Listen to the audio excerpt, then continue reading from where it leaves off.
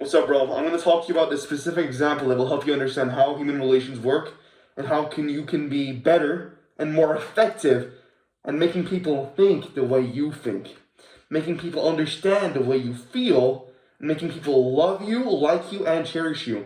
And personally speaking, bro, I cannot walk a corridor without maybe tens of people coming in and saluting me, giving me handshakes, asking on my day, and telling me about their progress. So trust me, it works. And this is just one of many tips I have, but I think this is the most effective. Now tell me the difference between these two phrases. You're just like me, or I'm just like you. What's the difference? They're the same, right? No. Well, look, bro, that's a common mistake that everybody faces because in the modern education system, we are not taught how to effectively communicate. But think of it this way. When you say to someone, you're just like me, they are put in the inferior position. So think of it this way.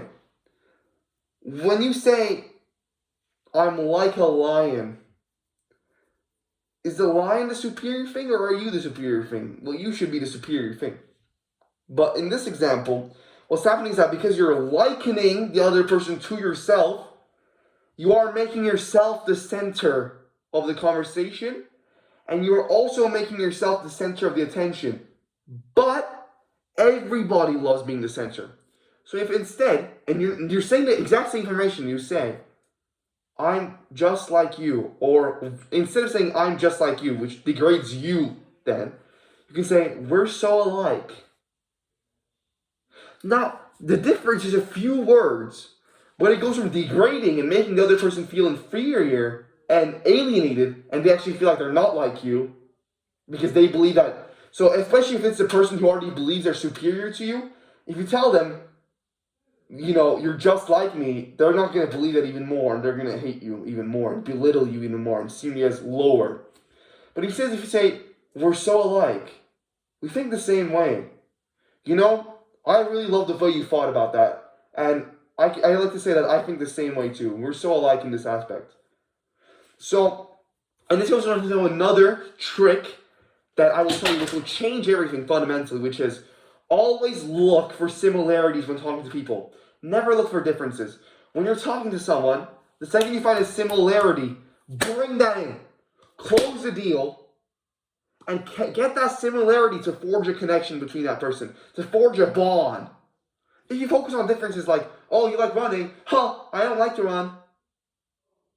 You're like closing off all the conversation avenues.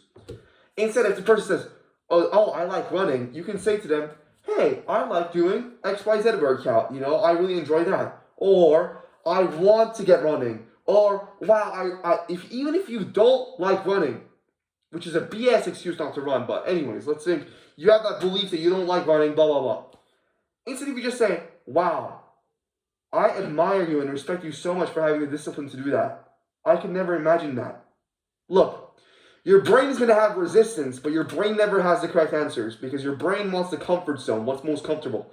If you instead override your brain and tell it to say that, you not lose anything by respecting the other person, saying you admire them to them. The only thing you do is make them happier and draw a closer connection.